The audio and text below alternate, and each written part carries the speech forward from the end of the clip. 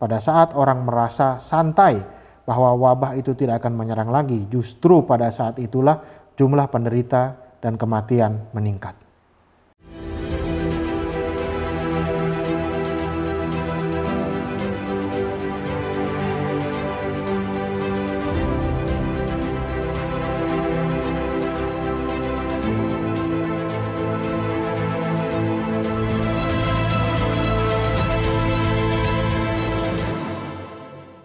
Banyak orang termasuk Presiden Jokowi menyesalkan kenapa penderita COVID-19 justru angkanya meranjak naik.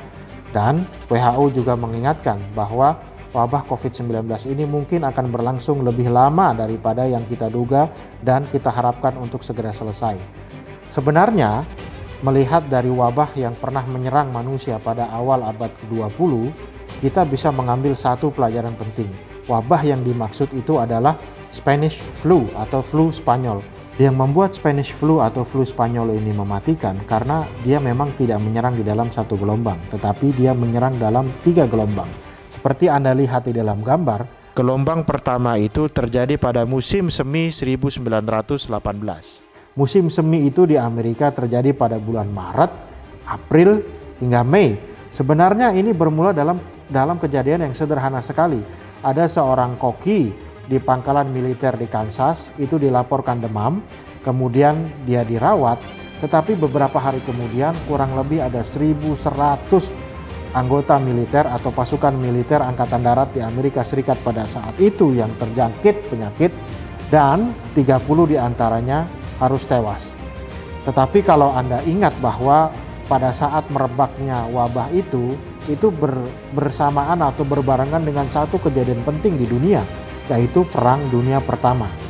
Sehingga wabah yang pernah menyebar di pangkalan militer Amerika Serikat itu dianggap sebagai wabah biasa dan pasukan tetap dikirim ke Eropa untuk terlibat dalam Perang Dunia Pertama. Akhirnya terjadilah yang seperti tercatat di dalam sejarah. Wabah itu kemudian menyebar ke Eropa dan bahkan dalam salah satu catatan hampir 3/4 dari pasukan militer Prancis yang terlibat di dalam Perang Dunia Pertama itu terjangkiti oleh wabah ini.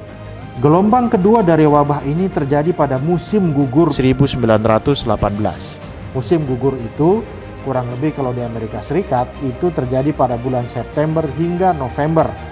Kenapa gelombang kedua ini terjadi dan ada gap kurang lebih 3 bulan dari bulan Mei hingga September, Juni, Juli, Agustus. Juni, Juli, Agustus di Amerika Serikat pada saat itu adalah musim panas dan jumlah penderita flu Spanyol pada saat itu mengalami penurunan. Tetapi kemudian pada gelombang kedua ini terjadi lonjakan penderita dan bukan hanya itu saja, terjadi juga lonjakan jumlah orang yang meninggal pada bulan September, Oktober, dan November. Gelombang ketiga flu Spanyol yang menyerang dunia pada saat itu terjadi pada musim dingin 1919, yaitu bulan Januari hingga Februari. Pelajaran penting apa yang bisa kita ambil dari 3 gelombang serangan flu Spanyol?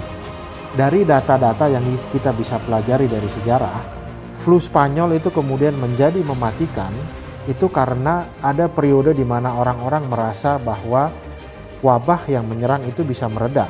Kalau Anda lihat dari gelombang ke-1 yang berawal dari bulan Maret hingga bulan Mei, kemudian gelombang kedua yang berawal dari bulan September hingga November, itu artinya ada beberapa bulan di mana orang merasa bahwa jumlah penderita pada saat itu menurun dan menganggap bahwa wabah itu berakhir, yaitu pada musim panas kurang lebih pada bulan Juni, Juli, Agustus. Tetapi pada saat orang merasa bahwa wabah itu sudah usai, pada saat orang merasa santai bahwa wabah itu tidak akan menyerang lagi, justru pada saat itulah jumlah penderita dan kematian meningkat.